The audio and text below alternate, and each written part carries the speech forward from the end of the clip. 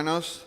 Habíamos estado estudiando en los últimos 2 o 3 meses sobre el Sermón del Monte y hoy quisiera dar la última conclusión no en base a los textos del Sermón del Monte, sino explicando acerca de la salvación en Cristo. Y usaré algunas ideas de este teólogo español que es el pastor Samuel Pérez Millos, que con respecto a la salvación, el nombre técnico es soteriología, el tema de la salvación en la Biblia, es muy claro. En primer lugar tenemos que decir que ninguna religión salva al hombre, solamente el que salva es Cristo. Y hay textos de la Biblia que así afirman. En el Antiguo Testamento, en un momento terrible para Jonás, en el vientre de aquel pez, él tiene esta expresión: la salvación es de Yahvé, ¿no? La salvación es del Señor, la traducción más contemporánea. También lo dice uno de los Salmos, la misma expresión: la salvación es del Señor. Y eso quiere decir que nuestro Dios no se mueve por circunstancias. Él es, lo dijimos recién, Él es soberano. Nada lo toma desprevenido a Dios, gracias a Dios, ¿no? Nada. A los seres humanos sí, por supuesto, porque somos limitados. Y Dios decretó salvar a los pecadores, de los cuales somos nosotros una parte de la multitud de pecadores que hay en el mundo. Así que antes de que el pecado existiera, porque no existió con Adán y Eva, existió con un ángel que cayó, Dios determinó salvarnos. Y hay 3 preguntas, que ahora vamos a ver allí en la pantalla, que Dios responde en su misma palabra con respecto a nuestra salvación. Primero responde ¿quién? ¿Quién? O sea, ¿quién es el que salva? Y dice la Biblia, Dios envió a su Hijo, nacido de mujer. Dijimos que era necesario que Jesús adoptara una naturaleza humana, sumara a la divina, que naciera, según dice Pablo, bajo la ley, para que redimiese o rescatase a los que estábamos bajo la ley, a fin de que recibiésemos la adopción de hijos. O sea, los hijos de Dios fuimos desheredados. Y en Cristo adquirimos el estatus de adopción, con todos los plenos derechos que corresponden como cualquier hijo. Y también la Biblia responde a la palabra, a la pregunta ¿cómo? Eso es decir, ¿cómo el hombre fue rescatado? Y dice ahora sí el apóstol Pedro, sabiendo que fuimos rescatados de nuestra vana manera de vivir. Y esa manera de vivir la heredamos de nuestros padres. Y dice allí Pedro con toda claridad, no con cosas corruptibles, como oro o plata, sino con la sangre preciosa de Cristo. Preciosa se refiere al alto precio. No hay otra sangre que surcó ser humano alguno que adquiriera el precio, el valor de la sangre que surcó en el Hijo de Dios revestido de carne. Esa es la idea cuando fue tejido en el vientre de María. Esa expresión que se le dice a María al nacimiento, una expresión idiomática, cuando dice el santo ser que nacerá. Ya el ser ya existía, debió traducirse lo santo que nacerá, ¿no es cierto? Así que el cómo, ya sabemos de qué es a través de Cristo. Y Pedro agrega una cosa que es difícil de entenderla a nosotros seres limitados. Dice, destinado de antes de la fundación del mundo, pero revelada o manifestada a nosotros en los posteriores tiempos por amor. Así que ya sabemos, la Biblia responde ¿quién? Es el Señor, nacido de mujer, bajo la ley. Responde la Biblia el cómo, no es con obras humanas, y fue explicada en detalle por Pablo, cuando dice no por obras para que nadie se gloríe, y toda la explicación de Efesios 2. Pero también responde el cuándo. Y cuando se lee en la Biblia que Pablo también dijo, pero cuando vino el cumplimiento del tiempo, Dios envió a su Hijo. Muchos dicen, Dios esperó el momento justo en que la trayectoria de la historia humana llegara a cierto momento para que el Señor irrumpiera en la historia. Y entonces por esa razón, ese momento especial de la historia hizo que el Señor viniera, pero es al revés. Fue el mejor momento de la historia porque precisamente el Hijo de Dios, revestido de carne humana, visitó este planeta para hablarnos las palabras del cielo. Así que dijimos recién, la gracia es el amor en descenso y la misericordia es el amor en extensión. No voy a explayarme allí porque ya lo explicamos recién. Y cuando hablamos del verbo que encarnó ese descenso, verbo es el pleno discurso acerca de algo. Y específicamente cuando se habla de Jesús, Jesús es la expresión absoluta acerca de Dios. Todo lo que Dios hace y piensa lo hace a través del verbo. Por eso el texto trinitario por excelencia de la Biblia es Génesis 1. Porque Dios manifiesta todo lo planeado, pero lo manifiesta cuando dice sea, todo ese sea y corresponde a la segunda persona de la Trinidad, que actuando juntamente con el Espíritu que se movía sobre la faz de las aguas, traen a este mundo la existencia. Así que el Evangelio nos muestra que hay descenso de la Trinidad hacia nosotros. Pero el Evangelio también habla de aliento, aliento. Por esa razón, el Señor experimentó cuando tomó forma humana todo lo que a lo mejor intelectualmente Él sabía. Él sabía en nuestro caso que teníamos dolor, que tendríamos aflicción, que lloraríamos, pero solamente lo vio de la distancia. Pero cuando el Señor se encarnó, la experiencia de hombre vino a ser real en Jesucristo. Viene a ser la experiencia de Dios mismo, tuvo dolor, lo sabemos por los evangelios. Lloró, también en los evangelios lo relatan, tuvo hambre y tuvo aflicción. Por eso dice Hebreos, relatando de alguna manera la experiencia del Hijo de Dios en forma humana, dice, por lo cual, por supuesto que el libro de Hebreos habla mucho del sacrificio de Jesucristo, la razón por la cual tomó forma humana, dice, debía ser en todo semejante a sus hermanos, nosotros los seres humanos. Por supuesto, semejante no en el pecado, ¿verdad? Para venir a ser misericordioso y fiel sumo sacerdote, que es decir, el máximo mediador, comunicador entre Dios y los hombres.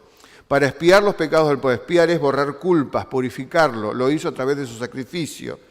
Y dice más, al final de ese versículo de Hebreos 2 dice, en cuanto él mismo padeció siendo tentado, es poderoso para socorrer a los que son tentados, nosotros mismos. Así que el Evangelio siempre nos plantea a Dios en el acto de restauración. Por eso, si queremos seguir los pasos del Señor, el hombre de Dios no se mide por su capacidad de reprender o de señalar pecados, sino por la capacidad de restaurar. Ese es nuestro Dios. Y eso debemos ser nosotros mismos. Por eso el Evangelio tiene 3 características. No es de las tantas que tiene, ¿no? Pero la más destacable. No es un mensaje de hombres el Evangelio. Es un mensaje que procede de Dios. Por eso Pablo, cuando surgieron las primeras herejías y escribe la carta a los Gálatas, él dice, les hago saber, hermanos, que el Evangelio anunciado por mí no es según hombres. Esa expresión quiere decir, no lo trajo ningún hombre que maquinando un plan maravilloso por sí mismo lo expresó. No, es Dios quien trajo a mi corazón, es la expresión de Pablo allí de alguna manera, aunque lo digo con otras palabras, quien trajo el Evangelio.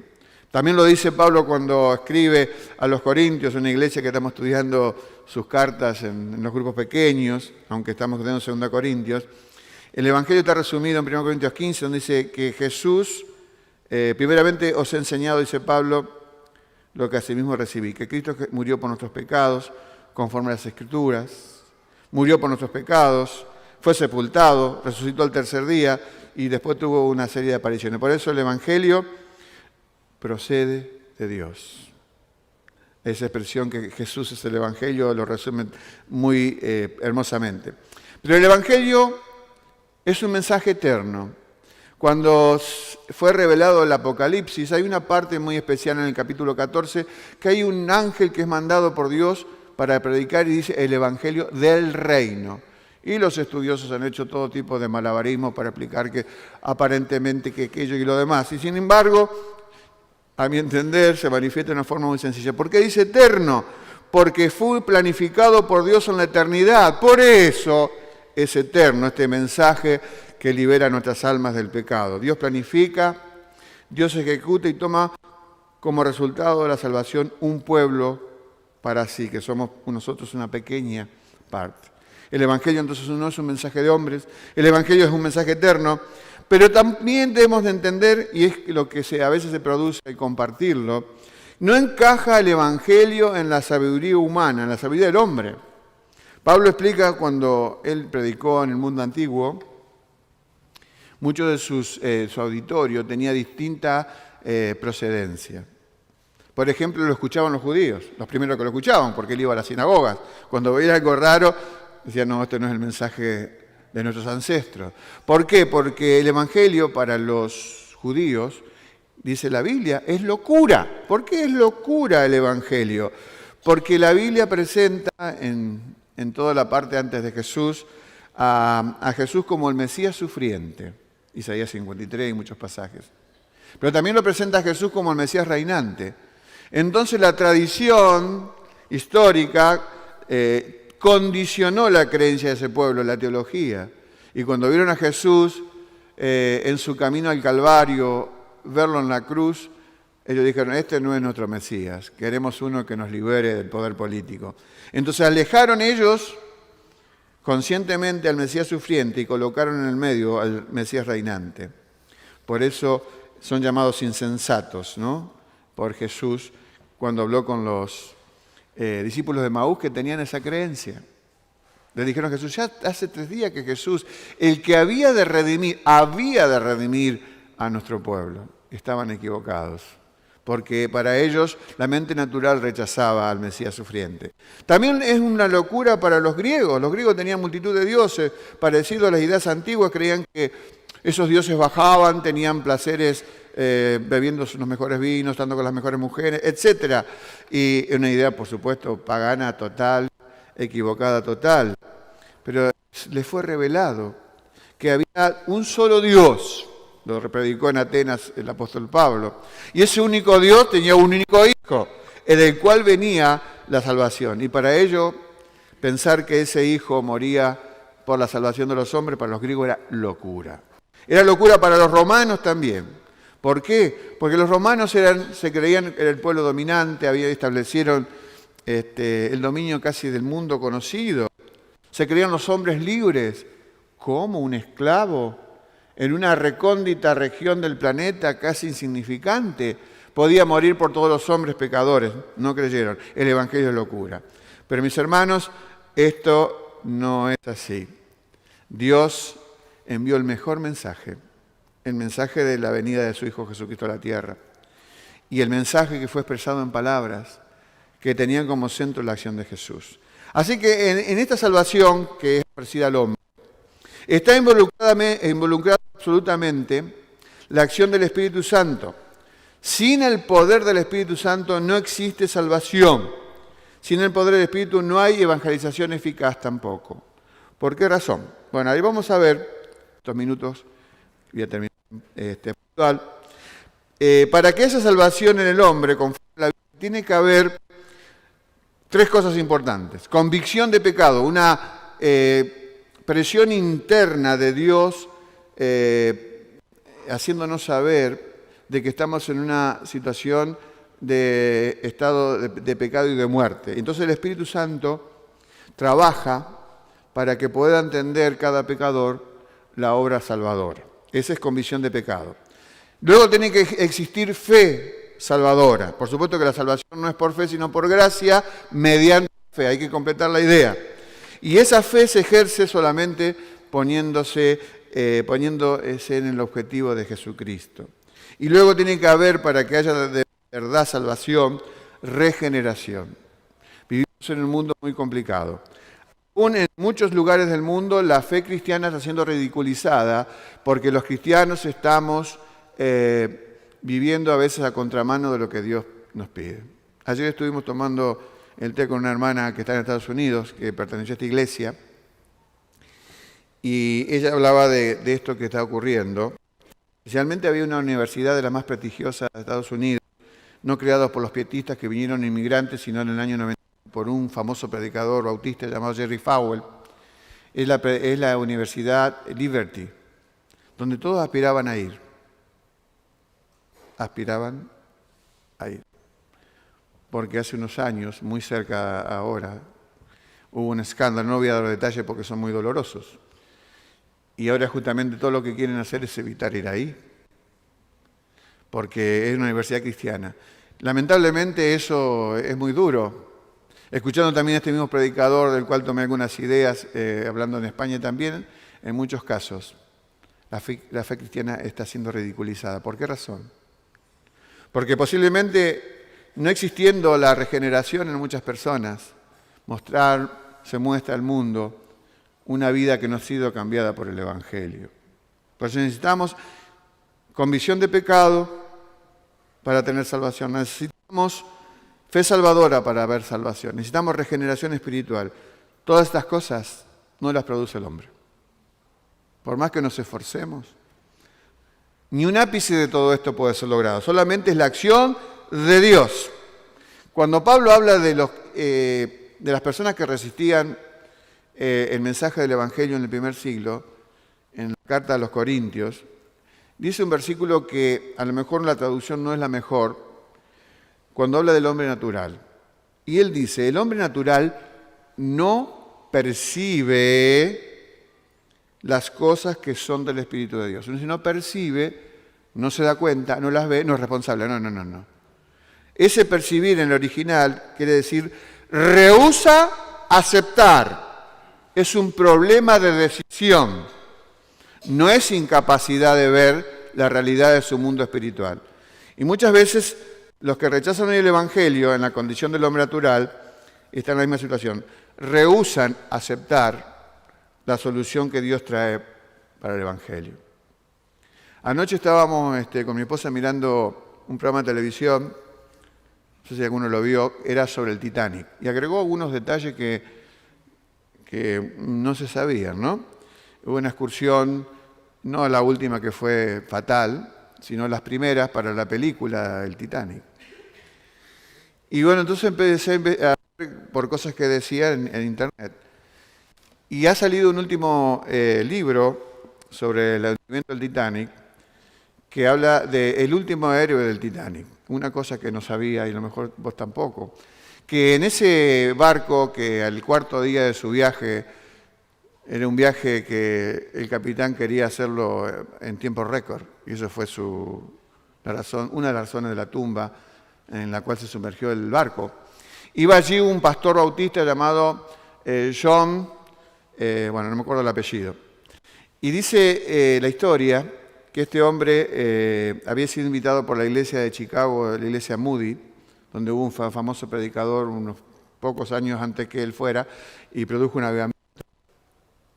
Y en el momento del naufragio él iba con su hija y su hermana. Y una vez que se dio cuenta que estaban en los botes salvavidas su hija y su hermana, él sabía que le tocaba la muerte, le dio su propio salvavidas a otra persona para que salvara. Y estando en la condición ya vieron que como las aguas del Atlántico Norte son muy frías, él estaba sumergido ahí en medio de muchos otros que flotaban en pedazos de madera, etc. Y había una persona que lo junta, que estaba en esa madera, y el pastor estaba ya minutos antes de morir, y el agua los acercó. Y en ese momento el pastor le pregunta, ¿eres salvo? Y la persona, bueno, si hoy le preguntamos, tal vez hoy la gente no entendería eso, pero en el lenguaje anglosajón de principios del siglo XX se entendía lo que era ser salvo. Y el hombre le dijo no. Bueno, y en ese momento las aguas lo separaron. A los minutos, porque uno no puede dar mucho en agua fría, se muere, el agua volvió a juntarlos. Y ahí le dice, ¿eres salvo? No. Y entonces el pastor le dijo, lo único que le predicó, le dijo, cree en el Señor Jesucristo y serás salvo. Uno dice, ¿y cómo se sabe esa crónica si el pastor se murió? Porque esa persona, en ese momento, se entregó a Cristo. 4 años después, en la provincia de Ontario, en Canadá, en una iglesia, contó su propia historia y dijo que había conocido a Cristo por este pastor, que había entregado su vida al Señor. Qué bueno entonces saber que aún a último momento esta persona no pensó en posiblemente no tenía salida material, pero pensó en la salvación. No solamente le predicó al que estaba en el agua, la crónica de ese nuevo libro que salió en 2012 dice que le predicó a todos los que estaban en la plataforma antes de tirarse al agua. En el libro de Juan Bunyan, hablando de la conversión cristiana, es El libro El Peregrino es, después de la Biblia, el segundo más leído y traducido del mundo. Y cuenta la historia novelada, o alegoría, como quieran llamarle, de una persona que vive en la ciudad de la destrucción, en una forma simbólica de llamar mundo. Y comienza un camino hacia la ciudad celestial. Y en el camino se encuentra con Evangelista. Es todo simbólico, ¿eh? Evangelista es que le comparte de Cristo. Y dice que en el momento que él descubre esto, por la convicción de pecado que dijimos recién, por la fe salvadora, adquiere la regeneración. Dice que en expresión es Inglaterra en el 1600 que se escribió, que como un fardo gigantesco que le pesaba en la espalda, cayó de su cuerpo y comenzó a rodar y fue a un sepulcro y se sepultó siempre la carga de su pecado. Y dice esto en el libro, al salvarse: vine cargado con la culpa mía de lejos, sin alivio a mi dolor, mas en este lugar, oh qué alegría, mi solaz y mi dicha comenzó. Aquí cayó mi carga y su atadura en este sitio rota yo sentí. Bendita cruz, bendita sepultura y más bendito quien murió por mí. Qué hermosa expresión de alguien que encuentra a Cristo y que haya sido algo parecido a lo que nosotros expresamos al conocer a Jesús. Es el primer nivel de salvación, es cuando Cristo separa al pecador de la pena del pecado. Es la salvación en términos pasados. Pero la salvación tiene también términos presentes. Por eso dice la Biblia: ocupaos de vuestra salvación con temor y temblor. No es que tengamos poder para hacer algo, pero sí tenemos responsabilidad para cuidar que esto que de Dios viene, que ocurra en nosotros. Es una transformación permanente. Por eso el segundo nivel de salvación es la llamada santificación. El Señor nos separa, si nos predisponemos a Él, del poder del pecado. Eso es lo que está causando estragos hoy en el testimonio cristiano, porque detenemos la obra del Espíritu. La Biblia habla de bautismos, muchos bautismos, no voy a explicar todo porque hay como 6 o 7. Nosotros pensamos solamente el que es por agua, pero antes de bautizarnos por agua, y hay varios hermanos que tienen que hacerlo, ahora cuando venga el buen tiempo, el primer bautismo es el bautismo de conversión. ¿En qué consiste?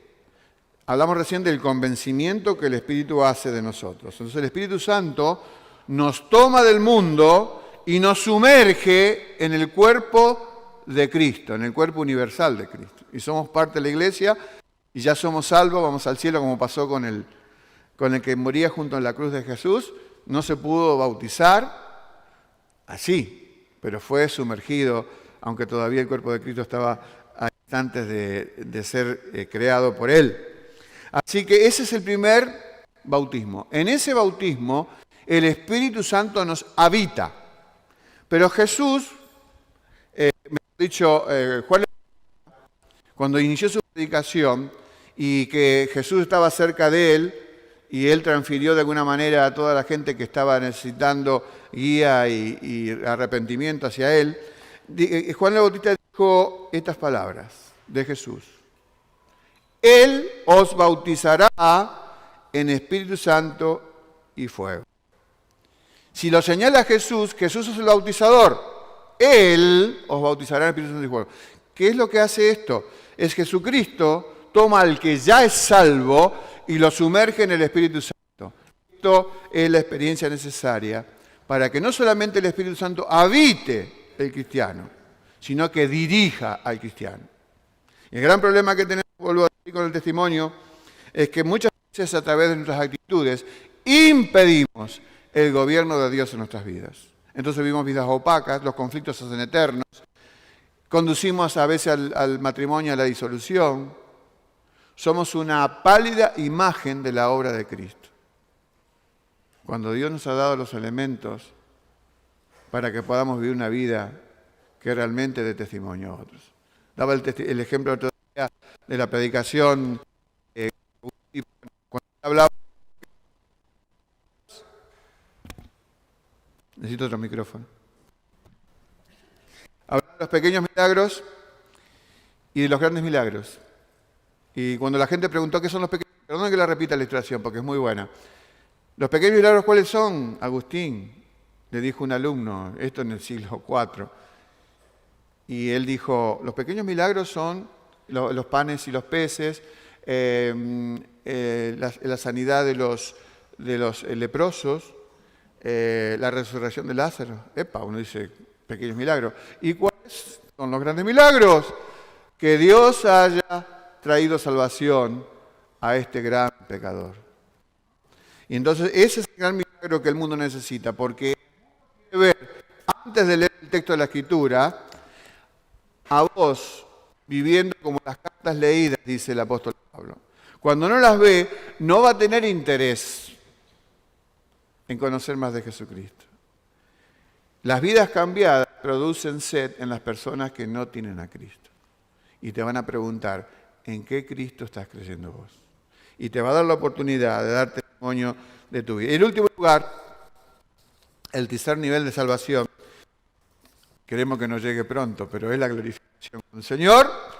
El Señor Jesucristo no solamente separa al pecador de la pena del pecado, no solamente el Señor separa al pecador de la presencia del pecado, y ahí tenemos tantas dificultades, pero un día el Señor va a separar al pecador de la presencia del pecado. Todo aquello que nos duele por la manera en que se está viviendo, y más en nuestra propia ciudad, ¿no? El tercer nivel de salvación se llama glorificación. Es cuando el Señor nos lleva a la gloria. Y posiblemente no esté lejos de ese momento, no porque deseo que el Señor nos lleve, sino porque posiblemente el Señor venga. Entonces aquellos que vivimos, si es que estamos cuando el Señor venga, vivos, nos va a transformar. La Biblia habla de que el Señor hará sonar la final trompeta, la tocará y los muertos resucitados incorruptibles seremos transformados a su imagen plenamente en ese día. El Señor Jesús, y esto es muy importante, eso lo aprendí esta semana, el Señor Jesús, cuando estaba en la cruz, dijo aquellas famosas palabras que tienen tanto significado. Dijo 7 frases, pero la especial para la iglesia esa cuando dijo, consumado es, tetelestai, ¿se acuerdan que lo recordamos hace un tiempo? Pero quiero decirles que esa frase de Jesús es tripersonal, porque las 3 personas de la Trinidad, en algún momento vinculado con nuestra salvación, la dijeron. La dijo Jesús, pero antes la había dicho el Padre, no la dijo con palabras, pero la dijo con hechos, porque el consumado es del Padre, es cuando entregó, o el compromiso que asumió, entregando a su Hijo Jesucristo. Porque de tal manera amó Dios al mundo, que envió. Y cuando Cristo tomó forma humana, como el plan de Dios de todas las edades, así se cristalizó el consumado es del Padre. Pero hay un consumado es del Espíritu Santo que todavía no se ha concretado. Y es cuando llegue este estado de consumación. Y voy a decir un muy bueno que copié también de un pastor que me encantó como lo dijo. Cuando vos, muchos acá descendemos de italianos, españoles, y muchos ya tienen la ciudadanía comunitaria, que para muchas personas en el mundo es un pasaporte privilegiado, porque te permite no tener visa para ciertos países, muchos beneficios. Ahora, cuando nosotros visitamos un país con ese pasaporte o con otro, el argentino, bueno, vamos a imaginar 20 años, porque ahora hay muchos medios técnicos, te ponen una foto, seguidas te descubren. Pero por ahí el agente aduanero te ve en la foto del pasaporte y a lo mejor vos cuando sacaste la foto tenías bigote y ahora no tenés bigote. Entonces el agente aduanero tendría que chequear para ver si es así o no. O si has comido de más en los últimos años, tenés un poquito más la cara más inflada. Pero imagínate ahora el pasaporte celestial. Todo verdadero cristiano tiene el pasaporte del cielo. Quiere decir que el Señor viene, ya tenemos el trámite aduanero hecho con la eternidad. Y si nos vamos para allá, porque nos puede ocurrir, el Señor también va a chequear con algún emisario la puerta del cielo. Ahora imagínate, esta es una historia imaginaria, que allí en la frontera del cielo, si es que existe frontera, hay alguien que tiene pasaportes. Y vamos a imaginar que es un ángel o un arcángel o lo que vos quieras del mundo angelical. Das tu pasaporte, que tiene que ver con el acto salvador, has sido salvo por Cristo. Y ese pasaporte también tiene una foto. Cuando vos abrís el pasaporte y el ángel lo ve, te das cuenta que no es tu foto. Pero vos entras, entonces de inmediato querés tal vez ir a ver un espejo. No sé si hay un espejo cielo, pero puede ser algo parecido. Vos te mirás en el espejo, te das cuenta que no es tu cara, es la de Jesús. Porque nadie va a entrar al cielo sin la imagen de Jesús completamente hecha. Y ese es el consumado es del Espíritu. Cuando, por supuesto que hoy día el Señor sigue trabajando y le cuesta una barbaridad conmigo por lo menos, para que sea parecida mi vida interior a la vida del Espíritu, a la imagen de Jesús. Pero ese día, cuando se llegue ese momento, va a estar plenamente dibujada en la foto de tu pasaporte la imagen de Jesús.